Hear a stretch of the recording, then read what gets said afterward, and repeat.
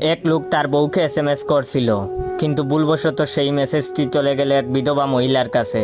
সেই বিধবা মহিলার স্বামী মাত্রই গতকাল মারা গিয়েছেন। যাই হোক, মহিলা মেসেজটি খুললেন, পড়লেন এবং সাথে সাথে অজ্ঞান হয়ে মাটিতে পড়ে গেলেন। কি লেখা ছিল সেই মেসেজে, যে কারণে মহিলাটি অজ্ঞান হয়ে গেল? মেসেজে লেখা ছিল যে, আমার প্রিয় বউ, আমি ঠিকঠাক মতোই পৌঁছেছি।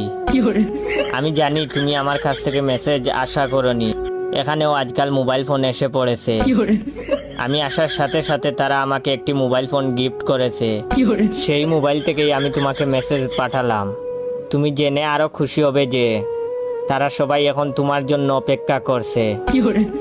আশা করা যায় কাল পরশুর মধ্যেই তুমিও চলে আসবে। আশা করি তোমার যাত্রাও হবে আমার মতো সুখের। তোমার অপেক্ষায় রইলাম। ইতি তোমার প্রিয় স্বামী।